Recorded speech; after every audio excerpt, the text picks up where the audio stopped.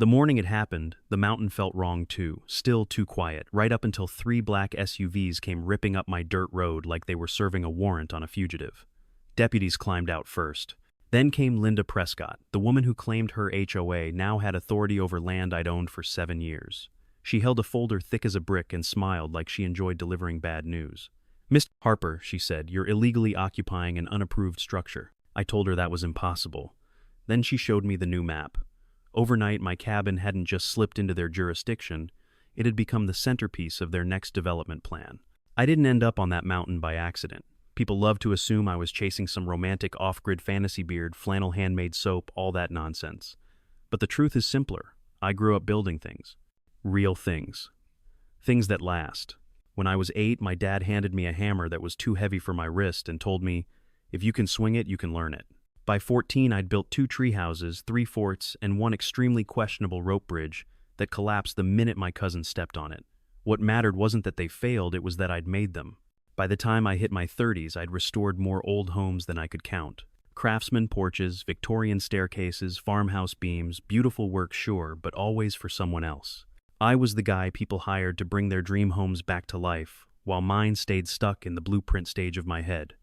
Everything changed in 2017. A friend tipped me off to a piece of land outside Fort Collins. 12 acres of steep ridgeline covered in cedar rock and stubborn Colorado wind. No utilities, no road, no neighbors, no HOA. Most people looked at it and saw a logistical nightmare. I stood on that ridge and saw the rest of my life. You can't explain that moment unless you've had one, when the air feels different, when the view punches you straight in the soul. The canyon below was jagged and wild, a place untouched by contractors or committee meetings. The silence wasn't empty, it was honest. I bought it before the real estate agent finished her sales pitch. That first year, brutal. Beautiful, but brutal. I camped on site with my wife Megan and our 2 kids, Lily and Jack. Nights were cold enough to freeze the condensation inside our tent. Coyotes circled the perimeter like we were the entertainment. One raccoon learned how to unzip our cooler. Another stole my boot. We lived on propane stubbornness and a camp stove that needed to be coaxed back to life every morning like an elderly dog. The work was primitive. I rented a skid steer even though I'd never driven one. I cleared brush, hauled gravel by the bucket load, and rolled boulders out of the way, with the kind of optimism usually reserved for fools and professional wrestlers. Every blister was a milestone. Every cut was a lesson. By year 2, I had foundations poured, posts set, and walls framed, each plank cut, sanded, and fitted by hand. No contractors, no crews, just hours and days and months of slow, stubborn progress. Megan stained boards beside me. The kids collected nails like treasure. It wasn't glamorous, but it was ours. Year 3 was when the cabin finally took shape. The skeleton rose cedar walls wrapped around it like the mountain had grown a spine, and the big windows went in, the ones that would someday look out over the canyon at sunrise. I remember Jack standing in the empty doorway, arms crossed, like an inspector saying, "Dad, this looks like a real house now." We added the balcony railings next. Forged them ourselves in my workshop back in town. Every weekend we'd haul a new piece up the switchbacks in my old Ford, praying we didn't lose one to the ravine. A few times we almost did. Then came the moment that changed everything: the lights. We installed the solar array late one summer evening, wired it through the cabin, held our breath, and flipped the breaker. When Lily's room lit up soft, warm, steady, she cried. Megan hugged me without saying a word. And me, I just stepped outside and stared at the house, silhouetted against the night sky. No HOA, no neighbors, no permission needed.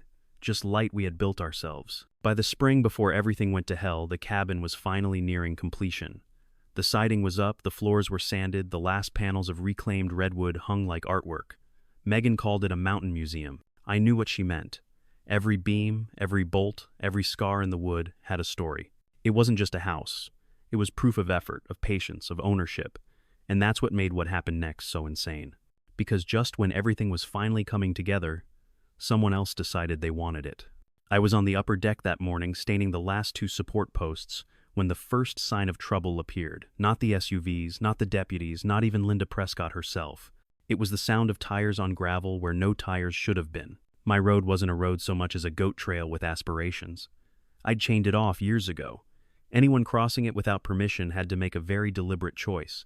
The engines crawled closer, too smooth to be ranch trucks, too polished to belong to anyone who knew how to handle a mountainside. By the time the convoy eased into view, 4 spotless SUVs with reflective vests visible through the windshields, I already knew I wasn't going to like whatever was coming next. Linda Prescott climbed out first. Short blonde hair, sunglasses that practically sneered, clipboard thick enough to double as a blunt force weapon. She walked up my unfinished drive like she owned the land, the mountain, and possibly me. "Morning," she said brightly. "You must be Mr. Harper." I didn't shake her hand. "You're about 7 years late for the welcome wagon." Her smile was pure HOA politeness weaponized courtesy. "Actually, I'm here regarding a jurisdictional update. Your parcel now falls within the Silver Ridge Estates fire protection buffer and community oversight perimeter." I stared at her. "The hell it does." She flipped her clipboard around, showing me a sleek digital map colored in pastel zoning blocks. A pink wedge, neat, precise, surgically placed, overlapped the western corner of my property, just enough to swallow half the cabin. I laughed. Full genuine disbelief. "No, absolutely not. I bought this land long before Silver Ridge even existed. This is unincorporated county terrain. I've got surveys, receipts, permits." "Yes," she said gently, like I was a confused patient, "but the overlay expansion was approved in August 2022. It's your responsibility to remain informed of jurisdictional changes."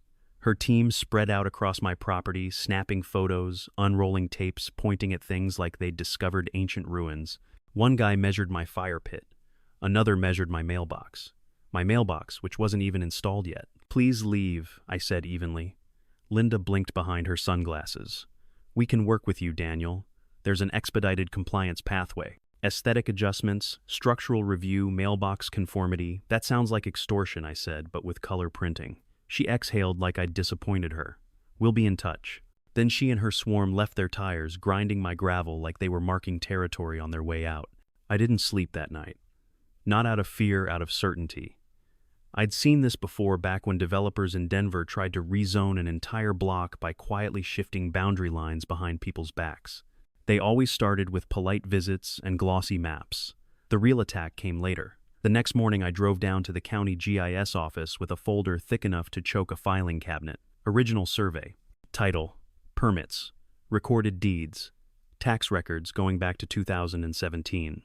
A clerk named Aaron, who looked like he'd make a great bass player in an indie band, pulled up the current parcel map, and my stomach dropped. There it was. A bright pink overlay labeled Silver Ridge Estates, Fire Buffer, and Community Perimeter. Aaron tapped the screen.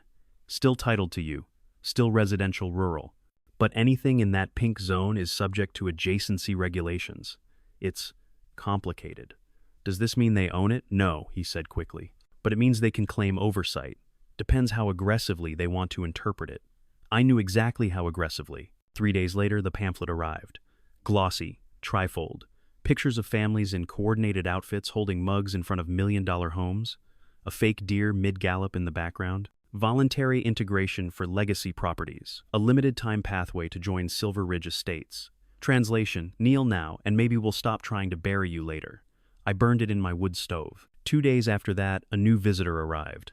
A shiny-haired guy named Brandon Cole stepped out of a hybrid SUV holding a leather folder like he was about to offer me a discount cruise package. "Mr. Harper, Brandon, Silver Ridge Community Relations." Linda asked me to check in. "We just want to avoid conflict. I'm not signing anything I said without looking up from the cedar post I was chiseling." He gave me a sympathetic nod like I was the irrational one. "We really admire what you've built here. But unapproved structures inside the buffer create liability, fire risk, insurance gaps. This land isn't yours," I said plainly. "You don't get a say." His smile faltered. "Well, if you reconsider, don't come back without a court order." Brandon swallowed, nodded, and left. They expected fatigue. They expected me to fold. That pissed me off more than anything. By week 2, irritation turned to suspicion. I started examining the glossy map Linda had shown me. Not the colors, not the labels, the geometry, the angles were wrong. The southern boundary of my land doesn't curve. It never has. I've walked it more times than I've checked my bank account. But on the HOA's map, the line bowed inward just enough to tuck my cabin inside their overlay. It wasn't a coincidence.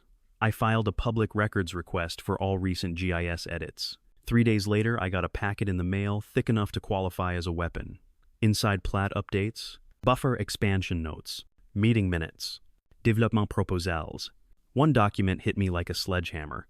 Skyline overlook, concept development brochure, a future luxury neighborhood, positioned on my ridge. And right where my cabin should have been in the rendering, a massive glass clubhouse, zero trace of my home. That's when I realized they weren't protecting fire safety. They weren't enforcing standards. They were clearing land.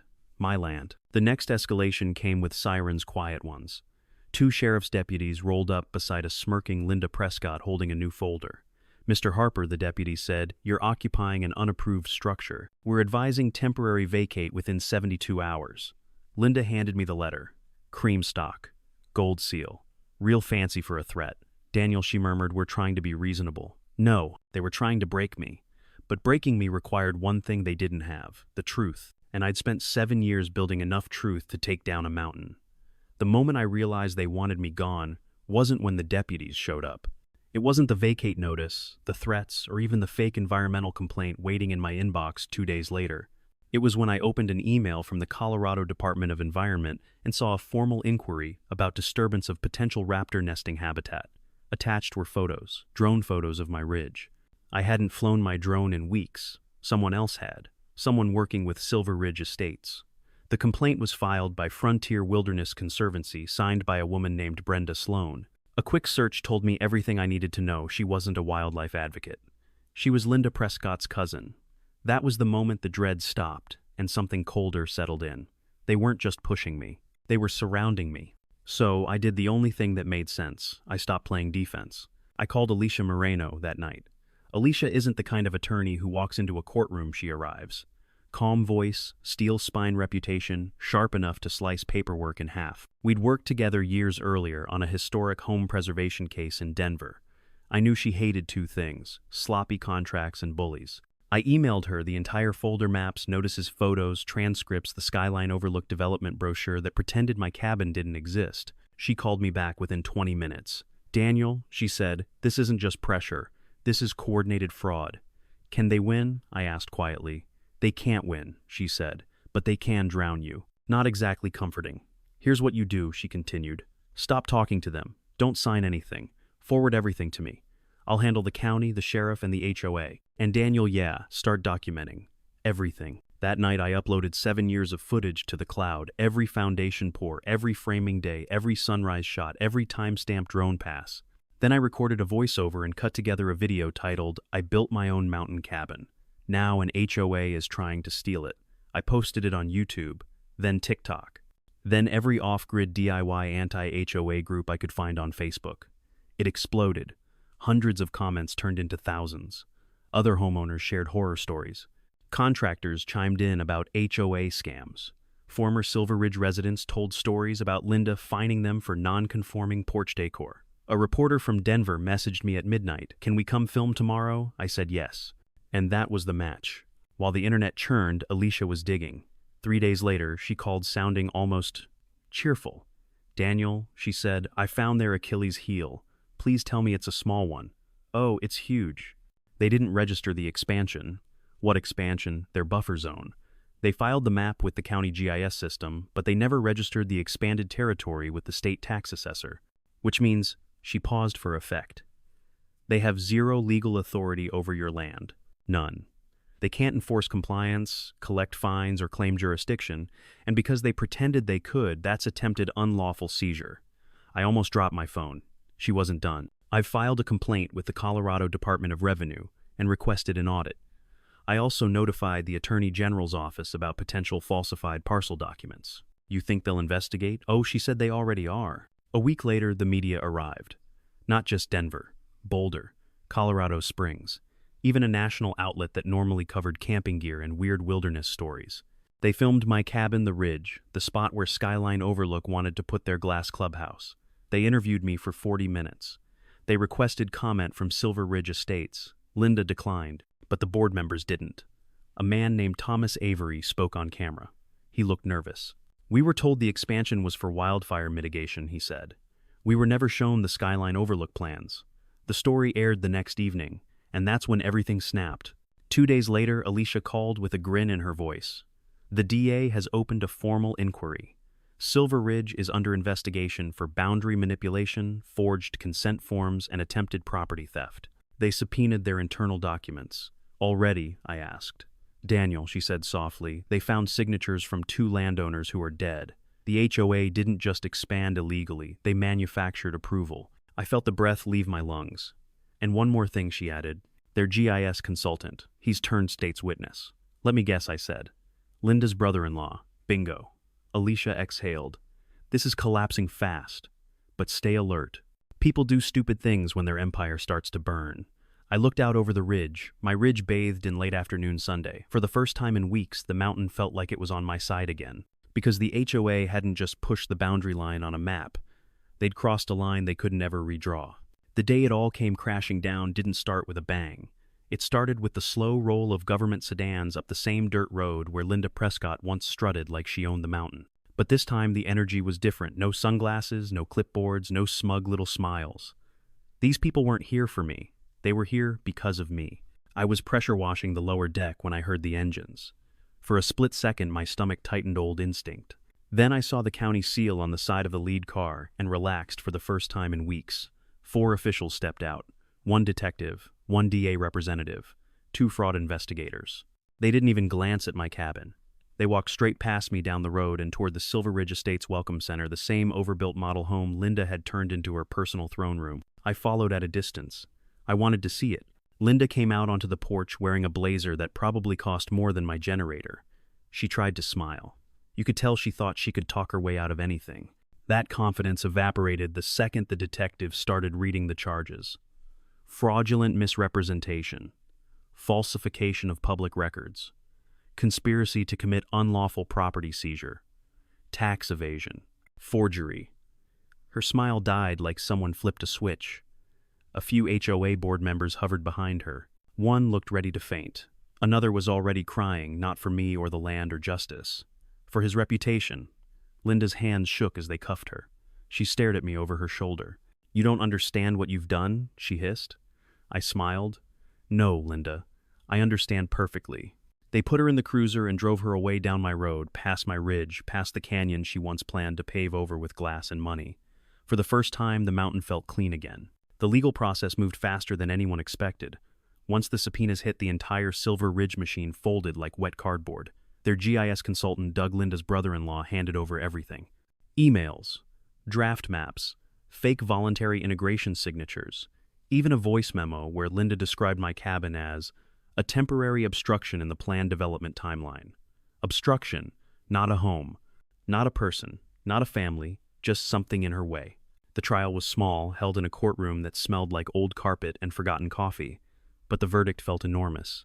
The judge looked over his glasses at Linda like she was something he scraped off his boot.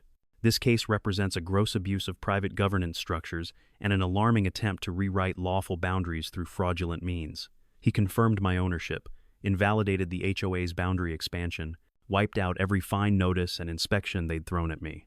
Then, for good measure, issued a formal censure against the entire Silver Ridge board for negligence. Linda got 6 years in state prison. Doug got a lighter sentence in exchange for cooperation and was banned from land services for life.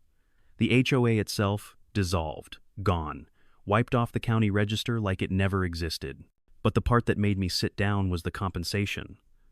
$475, 0 inches damages, fees, and delays. Enough to cover every setback, every forced inspection, every trip down the mountain to defend what was already mine. When the gavel fell, I didn't celebrate. I just breathed. Back on the ridge, things looked different, not because the mountain had changed, but because I finally had the space to see it again. I finished the cabin slowly, deliberately, installed the last fixtures, laid the final coat of stain on the stairs, upgraded the solar array, added a weather station, and because poetic justice deserves effort, I built a small observation tower above the bluff. A tower facing exactly where Skyline Overlook once planned to put their clubhouse. You think I didn't enjoy that, please. A few months later, I held an open house. Nothing fancy, just friends, neighbors, a few reporters who'd followed the story. Some former HOA members even showed up apologizing for being kept in the dark.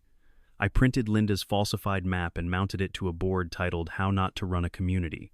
Right beside it, protected behind a metal frame, I hung my original deed, the one they tried to pretend didn't matter.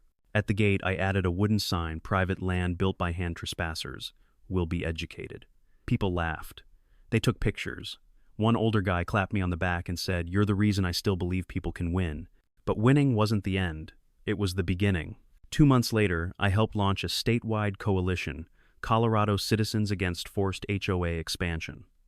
We collected stories, filed reports, held community meetings. Turns out what happened to me wasn't rare. It was just the first time someone fought back hard enough to break the system open. I testified at the state capitol. Lawmakers listened. One senator even quoted my video, "I built a house, not a battlefield." We pushed for new legislation, a bill requiring public notification, transparent filings, and unanimous consent for any HOA boundary expansion. It passed by a landslide. Last week, I climbed the observation tower before sunrise, coffee in hand, silence thick and perfect. The canyon below glowed soft gold. 8 years ago, I stood in this same place and thought, this is where my life begins. I didn't know then that someone would try to redraw the world under my feet, but they failed. And every sunrise since has reminded me of one truth. If they ever come for this ridge again, they better bring more than a clipboard.